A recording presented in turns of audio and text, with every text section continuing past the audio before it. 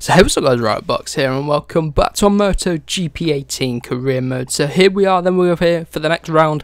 This is the third episode of this new series. So what I'm going to do this episode, I'm going to do one race this episode. I'm going to do a 5-lap race with qualifying, well, a 25% race with qualifying. So last episode we did 2 3-lap races again, and then we're going to do this one with just one 25% race, and then you can tell me which one you prefer, and we'll do that one for the rest of the season. So let's get into some bike development. So what I'm going to do, I'm going to do the frame again, and I'm going to go for some more stiffness on the frame, and then that leaves us with 7,000 R&D points. So let's get into the next round at Jerez. Here we are then for qualifying. I'm going to skip on through the session a little bit. Jerez is one of those tracks where I struggle a bit more at, so we might need a few attempts at this. But here we are then. Let's go out on track and let's see how we get on then in this first qualifying session. So let's start our first flying lap then here at Jerez. We've obviously got the upgraded frame again. It wasn't the suspension I did last time, it was the frame, sorry. So we've got the upgraded frame on again. So we're going to come into turn number 1, see if we can beat 139 from Jack Miller, and there's our teammate just ahead of us. So let's see how this lap goes then. So as you can see, Bradley Smith is battling with us. What is he doing? Get away, we're on the same team and I'm on my hot lap right now, so leave me alone. But let's carry on with this. We're about half a second underneath Jack Miller's time, so we should be on for fastest lap of the session so far. So let's carry on and see how we get on. So coming across the line then, this should be fastest by about a second, and yes it is, 1.3. That is going to be enough for this session, I think, getting through the next round of qualifying. Yes, it should be enough, 37.9. So the AI is so slow in qualifying, it's really weird. But I think I might have to up the difficulty from 100% maybe try 105%, maybe 110%. Let's see, I'm going to do a bit of testing off camera. But our bike is feeling really good at the minute. We're getting some good development on the bike. So let's continue this into the next round of qualifying, where we will hopefully be trying to get into the top 5. So 38.9 from Marquez. We should be able to beat these times quite easy. 38.5 from, or 38.4. 38.4. What else we got? Oh, that looks to be about it. So let's get out on track. Go for a first flying lap. Maybe we'll be able to take pole position again for the 3rd time in a row. The AI seem really slow in qualifying in the minute, but yeah, maybe I have to up the difficulty for the next round, but we'll see what we can do then. So let's see what we can do on this this lap for pole here at Jerez. So there we go, 36.5. We go even quicker. How will we do? Definitely going to have to up the difficulty, but I know from previous experience in the race the AI will find so much time and they'll nerf us back through the grid. So it seems to only be for qualifying at the minute. On the last game the AI was so quick in qualifying and then they didn't have much pace in the race. But nonetheless, let's get into the race here then at Jerez. So here we are then for the Grand Prix, and it looks like it's a wet track, and it is a wet track indeed. So this is not what I wanted from this race. I didn't want a wet race. I mean, we've been doing pretty well in the dry at the minute, so we'll have to wait and see what we can do. I have no idea what the AI are going to be like here in the wet conditions, but let's see how we get. Oh, we popped a little bit of a wheelie off of the line, and I don't know how to brake into turn 1 for these wet conditions, so I'm just going to take it nice and early. Although we go a bit wide there in turn 1, and here comes Dovey up the inside as well as Marc Marquez, and I expect Jack Miller to come up the grid.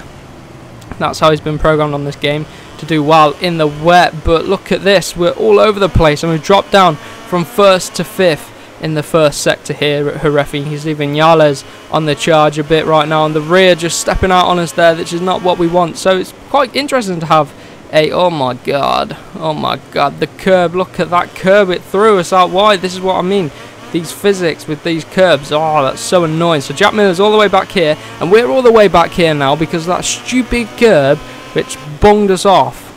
So now come with the inside into the end of this, straight into the hairpin. We're on the curb, which isn't good. We're going up the inside, down in Pedrosa, but we get Jack Miller and one of the Aprilias come up our inside. So we're on a bit of a recovery race here at the minute. Oh, it's so frustrating. Go from pole all the way down to 14th. Get Jack. Oh my god, didn't mean to nerf them out of the way like that. What an overtake that was. But not really, I'm joking. We're in P12 right now. We've got Valentino just ahead of us, so hopefully we can start charging through the field again.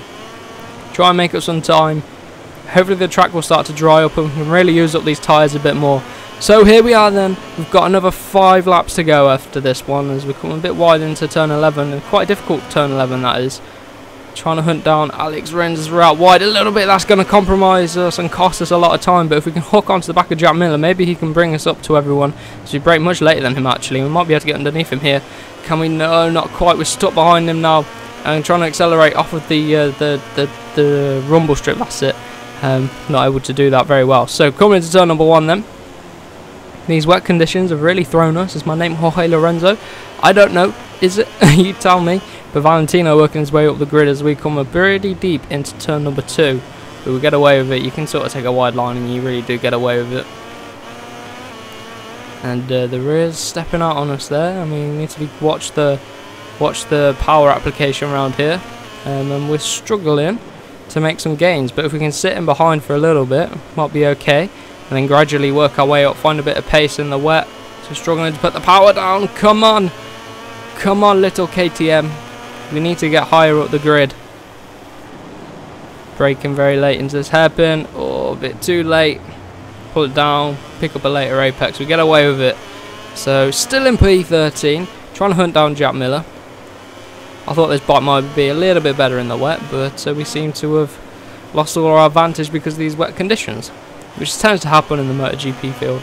You see that when a rider's got so much pace, everyone else, the gap is neutralised by a bit of rain. It's all about confidence and stuff like that, as well as bike setup for the rain, and you know who's a better rider, more confident rider in the wet. Someone like Jack Miller, obviously very confident in the wet on his Ducati, but he's trying to make a way through on Alex Rins. You can see him all over the back of him trying to get through as we were out a bit wide there on the AstroTurf. We get away with it. Coming to the hairpin then, turn 13, and to start the 3rd lap of this race. How are we going to get up and catch? Where are we going to find some time? Come to turn 1, try brake a little bit later. Missed the apex a little bit, but it's okay. So what I'm going to do, I'm going to whack the traction control up to 3. Maybe, oh no, I'm going to leave it on 3. Again, a lot of wheel spinning might help us as by doing so, we lose out to Scott Redding. Which is not what you want. So as soon as I start fiddling with the settings, we start losing time. That's great. Right, so the rear of this bike feels a lot more stable now, so we can start pushing it. And as you can see, very late on the brakes there. Come on, does this happen? No, running deep. Come on. Pull it back and we get a good exit. Got to get up the inside. Scott Redding here. We're going to hold it around the outside. No. So there's wet weather, and that mistake at the start has really cost us. Maybe Scott Redding can catch up to the back of Jack Miller. I'm going to come up the inside here. Oh, again, too deep, and he's coming back at us. Trying to get through, get underneath Scott Redding. Let's go, yes, let's go. So, Jack Miller next up once again. Oh, look how wide we are through there. No. Oh, this is a race to forget. Well, it's not really a race to forget. We just made a mistake, and then we just can't catch up because the wet weather I'm going to blame it on. I'm not the best rider in the wet, to be honest, but let's keep on pushing. Coming to turn number 1. Oh, very late, very late. Get away with it, but we're on the curb. Come on.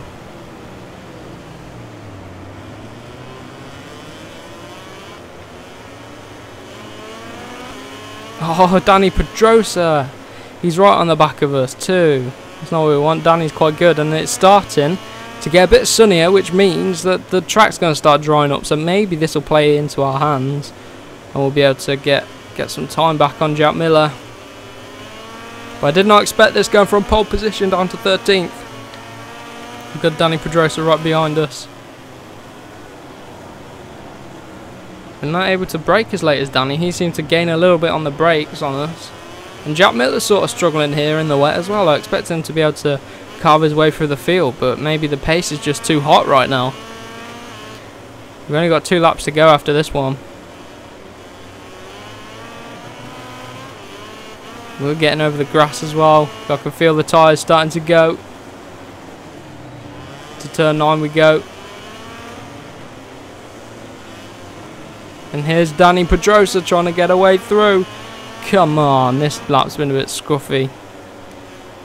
Trying to pull it down to that apex. I've missed it every single lap. You can see Danny right on the back of us. We're running out wide again.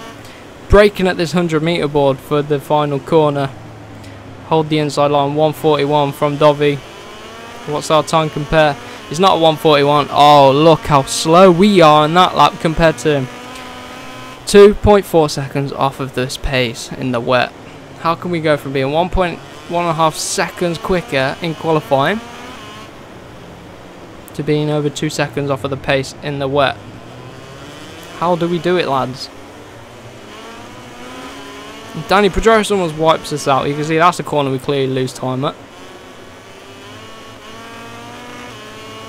There's a gap, 2.3.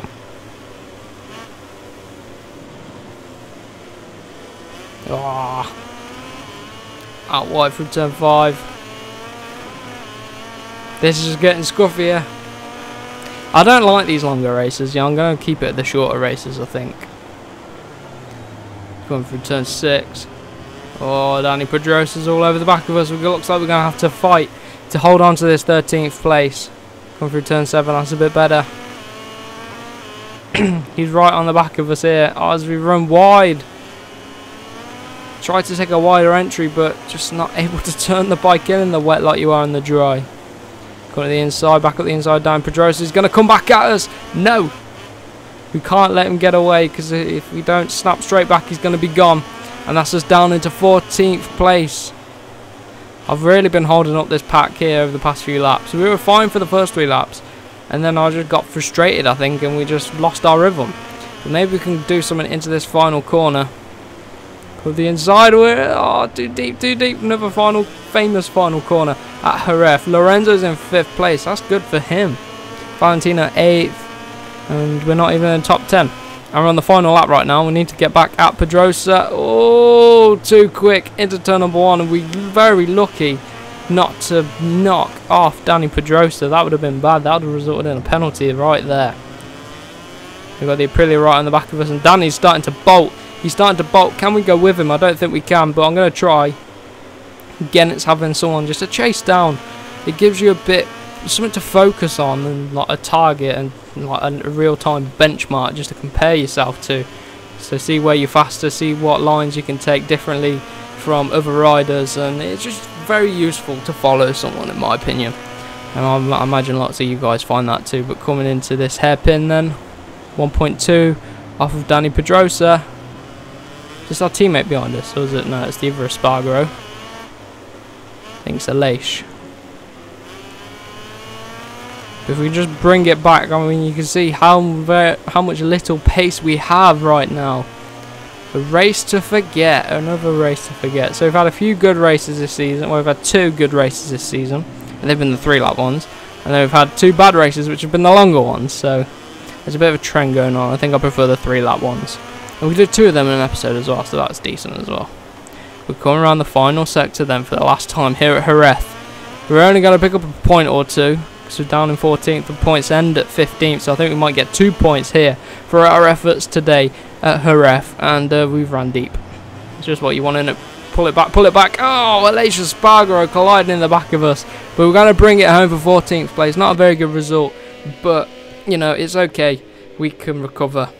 So, I hope you guys have enjoyed this episode. Let's take a look at the Riders' Championship right now. We moved on to 7th place, so that's not good for us. Marquez is at the top still with Zarco and Dovi right there with him. So, if you did enjoy this episode, remember to give it a like, comment and subscribe for more, and we will see you in the next one.